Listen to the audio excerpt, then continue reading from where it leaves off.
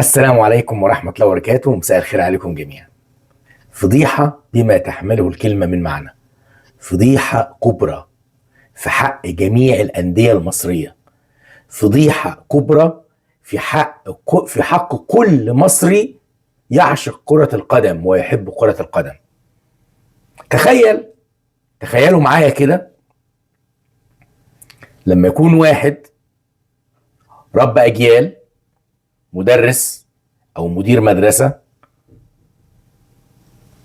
بيقف في الطابور كل يوم ويقول للطلبة ايه الصواب وايه العقاب، تعملوا ايه وما تعملوش ايه، وفي نفس الوقت كمان اللي يرتكب خطأ على طول يعاقبه او يستدعي ولي امره ويمشي على الصراط المستقيم، والطلبة طبيعي شايفاه قدوة ليهم وبيقلدوه.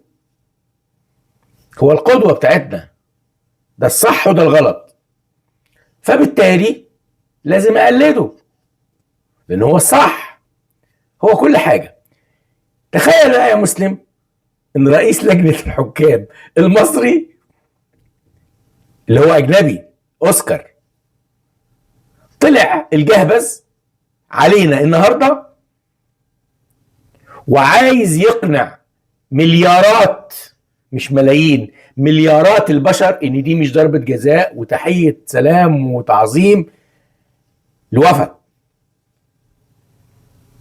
ويجيب لقطة تستدعي الضحك لكرة ركنية في مباراة كولومبيا وفرنسا للكرة النسائية، مع احترامنا لجميع السيدات، كرة نسائية، يقول لك ما اتحسبتش. انا بس بحكمكم يا اللي بتشوفوني دلوقتي، هو كل محللين العالم ما بيفهموش كورة؟ ده راجل شيكابالا اللي ما بيحبش الاهلي قال لك ضربة جزاء، فاروق جعفر قال لك ضربة جزاء، الاسطورة حسن شحاتة قال ضربة جزاء، حلمي طولان قال ضربة جزاء، شوقي غريب قال ضربة جزاء، حتى محمد ناجي جده قال ضربة جزاء. انتوا عايزين دولة المصريين، تمام كده؟ وكالات العالمية مستغربة ان الكرة اصلا ما اتحسبتش ضربة جزاء من الحكم، مش من الحكم، من الملعب بدون استدعاء. ويجي رب الدار رويز دوت الحكم اوسكار يقول لك مش ضربة جزاء. ده معناه ايه؟ ان احنا بصراميطة، ان احنا مهلبية، ان لجنة الحكام فقدت شرعيتها من اللي حصل اول امبارح. ده خلاص انتهى. لما يكونوا هم دولت اللي بيحكموا، هم دولت اللي عندهم حكام، هم دولت اللي بيخلوا الناس يتفرجوا على الماتشات علشان العدل. لما يكون رب الدار بالشكل ده وموافق على الخطأ ده اللي بيدرسه للحكام، منتظر ايه؟ يا جماعة ده احنا الكرة المصرية من فشل الى فشل. هي دي الكرة المصرية؟ هي دي الكرة المصرية اللي كانت رقم 1 تضاهي دوريات خارجية؟ هي دي الكرة المصرية؟ ده احنا بقينا اضحوكة، قسما بالله العظيم يا جماعة بقينا اضحوكة. ملاعب لا تصلح لكرة القدم، مدرجات خاوية من سنة 2011، من سنة 2011. ورسالتي لوزير الداخلية، انتم بعد النكسة والوكسة اللي حصلت في بورسعيد قلتوا مش هيحضر جمهور الا في ملاعب تكون فيها السلامة، في ملاعب تكون مركبة كاميرات، في ملاعب يكون لها نظام وسيستم، ولازم بعد ما تعملوا كده تجيبوا شركة حماية انها تدخل وتخرج اللعيبة ويتحافظ على الامن الداخلي. الكلام ده انتوا قلتوه من سنة 2012 واحنا في اواخر 2000 او في منتصف 2026 ولحد دلوقتي بيحضر 5000 متفرج. انتوا بتهرجوا. مفيش وزير رياضة ذكر، مفيش وزير رياضة بيفهم او بيحب الكورة. يا قلبي لا تحزن، الوزير السابق والوزير الحالي. عملت ايه الفرق المصريه؟ وعملت ايه للكره المصريه؟ رجعتوا الجماهير؟ ده انتوا قلتوا هنرجع الجماهير 30,000 بالمناصفه ما بين الفرقتين على استحياء، على استحياء.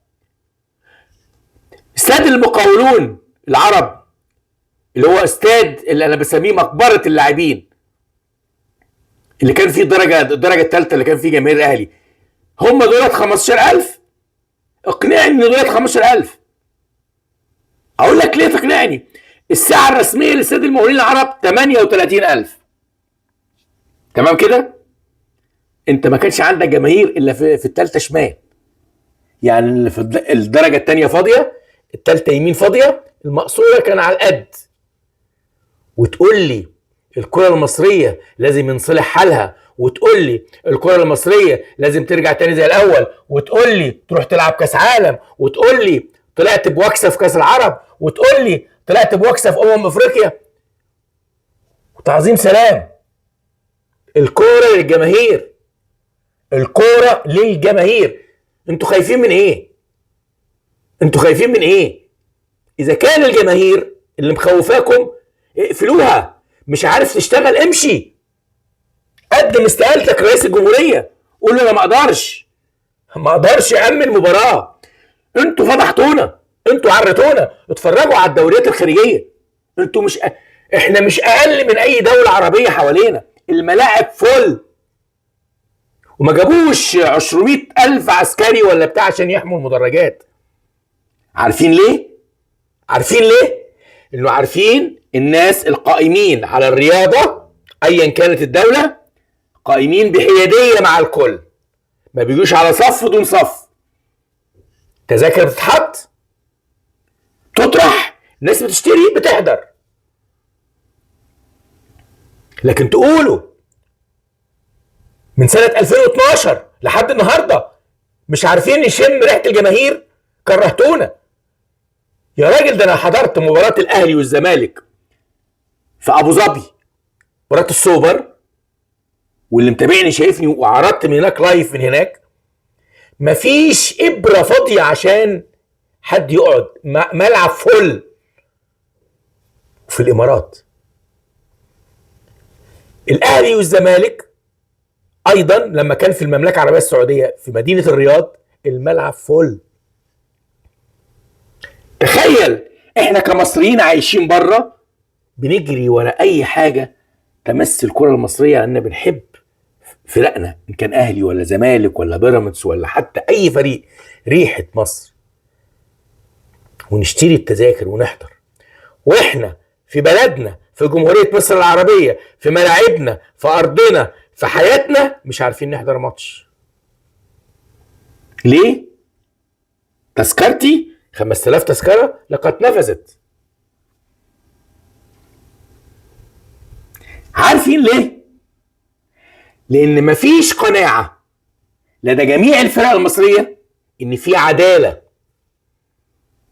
اذا كان هو الحكم او رئيس لجنه الحكام الخواجه بيعرض لك كوره ويقول لك دي زي دي، يا فاشل، انت فاشل. الاجتماع اللي اتعمل النهارده في حضور هاني ابو خيبه،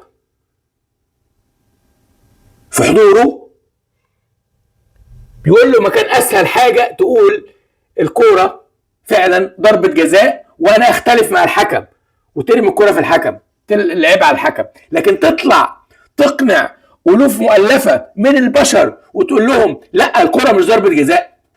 ايه الفشل ده؟ ايه الفشل ده؟ لحظه اوريك الكوره يا اللي بتسمعني. اتفضل.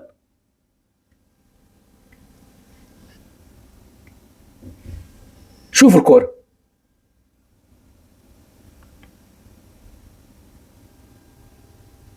فاكرين ده؟ اتفضل شوف الكوره، بص الكوره. شوف. يقول لك مش ضربه جزاء، مفيش ضربه جزاء. ده الحكم فوزيه ابو الوفا، ده الحكم ويطلع رئيسه رب بيته رئيس لجنة الحكام الخواجة اللي من تحته أقزام دمروا الكرة المصرية. دمروا الكرة المصرية. ده يا راجل عشان تعرف ان الله هو العدل. الله هو العدل. النهارده الفيفا اعلنت الحكام اللي رايحين كاس العالم. خدوا امين عمر ابو الرجال والمساعد بتاعه، وخدوا محمود عاشور حكم فيديو. هي دي الحاجه ده اللي اتوافق عليه. وشالوا عشان تعرفوا اللي بيجي على الاهلي ما بيكسبش. والله قسما بالله يا جماعه اللي بيجي على الاهلي ما بيكسب. والله اللي بيجي سواء كان فريق ولا كان غفير ولا كان رئيس حكام ولا كان ايه. عيسى سي تم استبعاده من كاس العالم. نضالة تم استبعاده من كاس العالم. بتوع الفضايح اللي حكم ماتش الافتتاح والنهائي بتاع افريقيا ندالة اتشال. عيسى سي ابو كارت اتشال. خدوا امين عمر اللي ما حكمش ولا مباراة وحكم الاهلي 5 مباريات السنة دي من ال 21 مباراة. ما اهلي ما اختاروش، هم بعتوه. طب لما انت امين عمر ده رقم 1 عندك ما حطوش ليه الفرقة التانية؟ عشان بيحكم بالعدل، عشان هو العدل وانت مش عايز عدل. لما يكون لويس دوت ولا شمبوسه ده اللي معانا رئيس لجنه الحكام بيقول لك الكوره مش ضربه جزاء، يعني الناس كلها ديت بتنجان وهو والقاسه بيقول لك مش ضربه جزاء. ولما الاهلي طلب منه في خطاب رسمي انا عايز اشوف اللي دار ما بين الحكم وما بين تقنيه الفار حسب ما انت قلت، لحد دلوقتي محدش اتكلم وعمالين يجتمعوا وغليان، وفي الاخر يطلعوا عقوبات المباراه. القاضي والجلاد في شخص واحد. القاضي والجلاد في شخص واحد.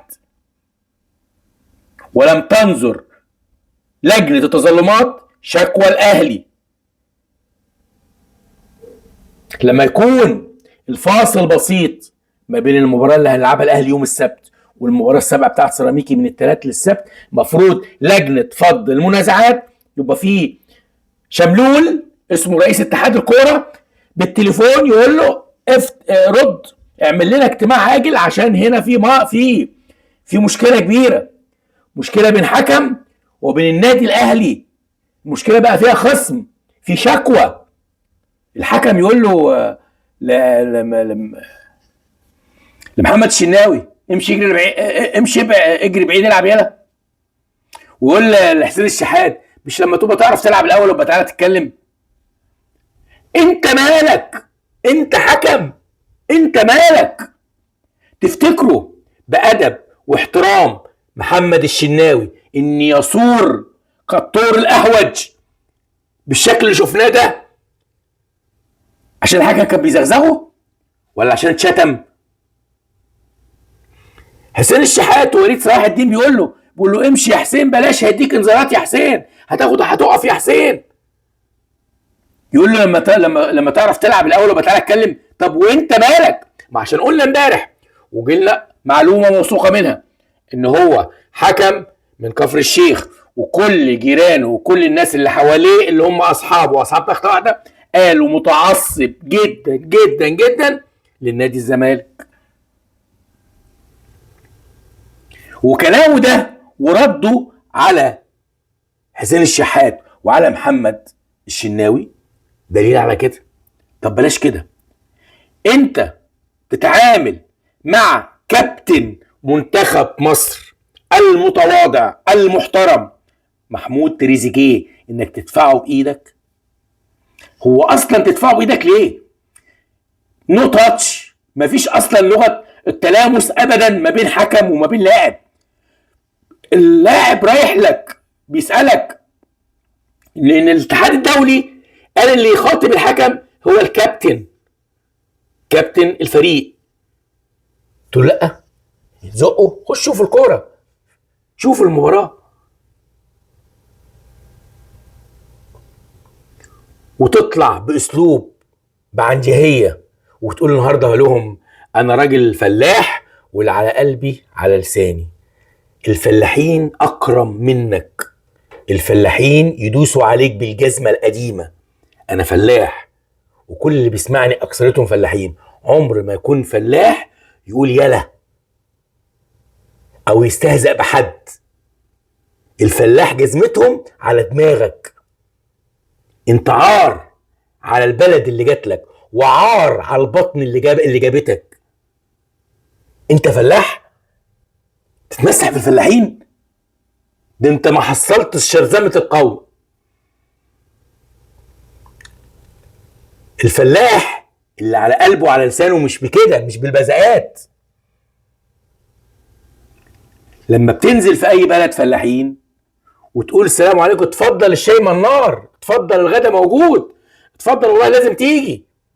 كرم الفلاحين، مش تهزيء، مش شتيمه، مش تطاول، مش قله ادب تقول لي انا فلاح. ده بيضحكوا عليك، دي كلمه تقولها انا فلاح. يا راجل ده انت ربنا مش هيكسبك والله. جيت على الاهلي اتفرجوا على اللي جاي، ربنا مش هيكسبك، مش هيكسبك. وله حق سيد عبد الحفيظ يقول لك بص الوش وش كويس عشان مش هتشوفه بعد كده. اكيد انتوا فاهمين المعنى ايه. ولحد دلوقتي مفيش اي عقوبات طلعت على الحكم.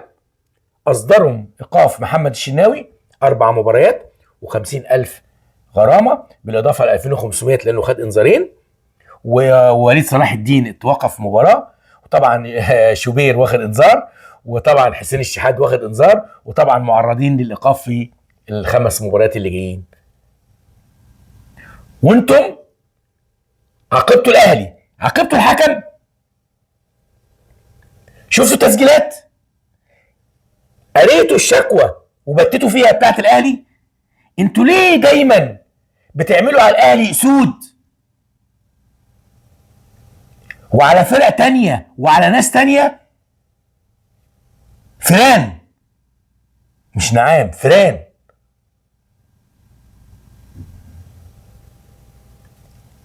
اتحاد الكوره عايز يفشل حسام حسن بكل الطرق، وعشان حسام حسن راجل بيعرف ربنا وعارف ان هو بيشتغل في اجواء غير سليمه، ربنا الحمد لله نصفه. لعب مباراتين واكتر مباراتين ودين والحمد لله ماشي كويس.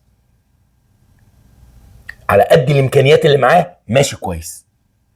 واحنا بننقده لما يكون في حاجه غلط بننتقده.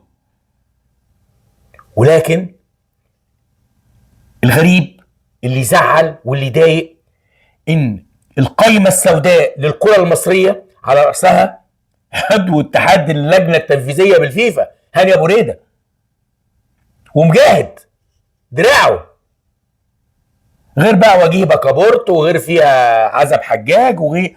يا جماعه ده انتوا فشل الكره المصريه. قولوا لي انتم عملتوا ايه للكره المصريه منذ توليكم؟ مش بالدوره دي، الدوره اللي قبلها كمان. فشل. ولا حلتوا مشاكل كره القدم المصريه، ولا رجعتوا الجماهير، ولا طلعتوا الجماهير اللي محكوم عليها بالحبس، ولا اعطيتوا كل واحد حقه من الجماهير. ده بالعكس، في مباريات الاهلي والزمالك اليوم الاسود يوم 11 مارس من العام الماضي هاني ابو ريده كان بيحتفلوا بيه في القاهره في منتجع مش عارف ايه عشان لجنه الفيفا، وجمد الاهلي وما جابوش حكم. والحكم المنيء اللي رئيس لجنه الحكام اللي موجود دلوقتي الطرطور يقول لك لو كان قالوا لي كنت جبت حكم. وراحوا جابوا حكم من السعوديه وما رضوش يحكموا مباراه لان في نيه مبيته، بس عشان ربنا هو العدل الاهلي كسب القضيه وطلعهم كلهم اشباه رجال.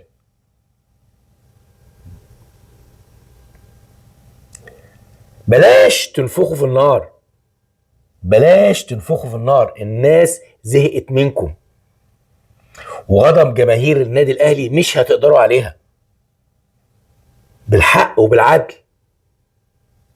واي اجنده انتم بتدروها لمصلحه ناس تانية مش هتنفعكم. انت بتتكلم على الاهلي، على كيان، انت بتتكلم على دوله داخل دوله. شعب ما بيحبش الا الكوره، شعب كل حبه انه يتفرج على الكوره، يتفرج على فريقه. فريق الاهلي مش في احسن حالاته، ماشي، بس اديني حقي. احنا سيئين، ماشي، اديني حقي، ومالكش دعوه اصرف بالمليارات، احطها في الارض ولا احطها في البتاع، وانت مالك، وانت مالك. طب ما هم دول اللي جابوا المليارات، الفلوس الملايين دي اللي جابوها في بطولات، هم اللي جابوها اللعيبه. انت دافع حاجه من جيبك يا ابو شخه؟ لازم نعاقب الاهلي وتبديد اموال. اوصل للاهلي بس، شوف كام شركه راعيه على فلنته، شوف كام شركه راعيه تتمنى بس تحط هنا اسمها وتدفع بالملايين، وتقول لي الاهلي والفساد وفريق المليار، وانت مالك؟ حرقك قوي. ده يا راجل وليد الفراج في الدوري السعودي طلع وبيستغرب، الله، لا ده قالها هتوقفه، هتعمل ايقاف ليه، هتقول له ازاي يتكلم كده على التحكيم المصري؟ ده فضيحه، فضحتونا، عرتونا، عرتونا، والله عرتونا. لا زالت تداعيات الموضوع مستمر. حبيت اطلع لكم، لسه العقوبات طالعه من شويه، قلت اقول لكم العقوبات لانها عقوبات كارثيه. تخيل القاضي والجلاد في شخص واحد، ولحد دلوقتي شكوى الاهلي لم يتم الرد عليها، وشكلها كده تبقى زي شكوى الاهلي لما تقدمت للاتحاد الافريقي عشان الاستئناف على قرار اللعب بدون جمهور، انها برضه هتتجمد لاجل غير مسمى. ان شاء الله باذن الله، ان شاء الله احنا كجماهير بنطلب ان لعيبه الاهلي يعملوا اللي عليهم في المباريات الخمسه الباقيه، مش مشكله. بصوا يا جماعه، فقدان البطوله دي مش مصيبه ولا كارثه. امبارح برشلونه مهزوم 2-0 من اتلتيكو مدريد، امبارح ليفربول مهزوم 2-0 من اي سي ميلان، قبلها سبورتنج لشبونه مهزوم من ارسنال في البرتغال 1-0. ريال مدريد وما ادراك ريال مدريد مهزوم 2-1 في ارضه من بايرن ميونخ.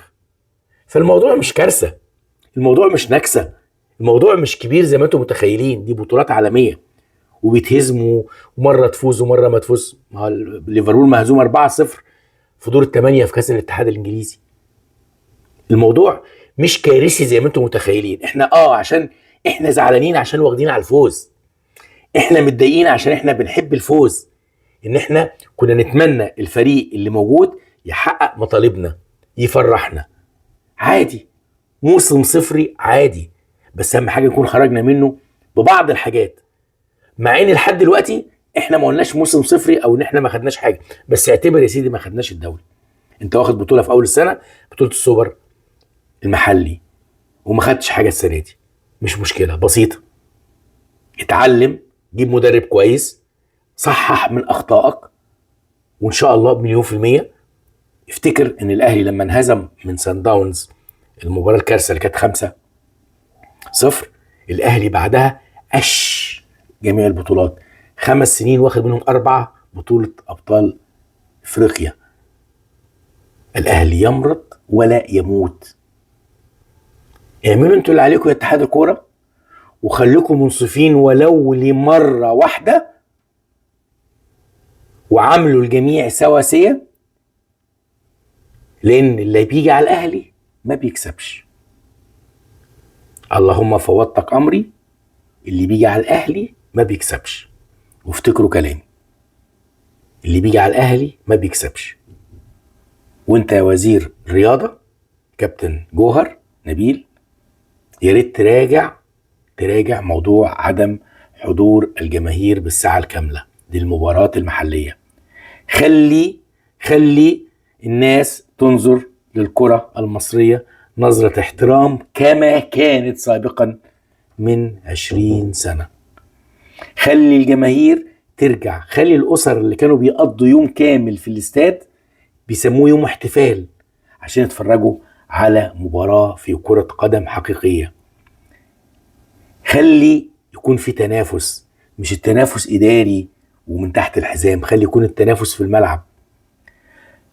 اصلحوا من أرضية الملاعب التي لا تصلح أن تقام فيها مباريات، وتعرض الفرق بلاعبيها الدوليين إلى الإصابات طويلة المدى، إلى الإصابات اللي بتقطع عيش الناس، اللي بتضيع بطولات. في ملاعب المفروض انتم تقفلوها لأنها عار عليكم، تتقفل لحد ما تتصلح، زي ما كنتوا بتقفلوا استاد القاهرة بحجة إن في صيانة. بقى استاد المقاولون العرب مش في صيانة؟ بترو سبورت ما فيهوش صيانة؟ انتوا راضيين بالكلام ده؟ الكليه الحربيه مش في صيانه؟ انتوا راضيين بالكلام ده؟ بالكارثه اللي احنا بنشوفها في الملاعب اللي بتتعرض، مبسوط شغال فيديوهات والناس سامعه وبيشوفوا ده ملعب ازاي، ده دي مصر يا راجل. ده انتوا بتطلعوا لما بتلعبوا في افريقيا، لما اي فريق مصري بيطلع في افريقيا ونشوف الملاعب، يا وحش ايه الملاعب دي، ده احنا بنلعب في اجواء سيئه. سلامات سلامات يا راجل، ده شر البليه ما يضحك. تخيلوا يا جماعه عندنا ملعب كبير جديد في العاصمه الاداريه، ملعب اوروبي، ملعب فخم، ما تلعبش فيه الا 3 مباريات بس.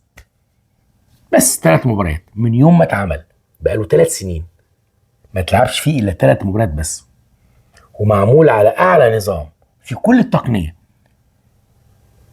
تقول لي بقى اصل احنا مش عايزين نلعب هناك الفرق علشان الجماهير هتروح ازاي، ما انت اصلا ما بتخليش الجماهير تحضر اصلا. يا ريت ترجع الجماهير. خد بالك عدم حضور الجماهير دي فيها كارثه للفرق والانديه، ان في دخل بيخش لهم. لما بيحضر 50,000 متفرج في دخل، الفرق عندها مرتبات واكل عيش وناس. فانت كده مش جيت بس على النادي، انت جيت على اكل الناس. في عامل بوفيه موجود، في سندوتشات، في حاجات بتتباع، في ما انت عامل استاد وخدمات، انت عامل استاد وخدمات. لكن للاسف كل واحد ماسك في الكرسي بتاعه، كل واحد بينط على حاجه مش من اختصاصه، كل واحد فاكر نفسه ان هو الاله، ان هو اللي ما بيغلطش. وللاسف اذا كان رب الدار بالدف ضاربا، انا مش مدرس لغه عربيه، فما شيمه اهل الدار سوى الايه؟ الرقص. وهذا ما يطلق على رئيس لجنه الحكام الكولومبي الفاسد الفاشل على تحليل الكوره، ان هو بيقول لوفا تعظيم سلام. واكبر رد عليه ان النهارده الاتحاد الدولي قال لمحمود عاشور انت معانا في كاس العالم. يا ريت بقى بدل ما تعاقبوا عاشور وبدل ما تمجدوا في فوزيه وفا، يا ريت يكون في رد للناس كلها، عشان الرد بتاعكم الناس كلها مستنياه. مش تعرض لي فيديو كرة نسائية يا فاشل. آسف الإطالة، والسلام عليكم ورحمة الله وبركاته.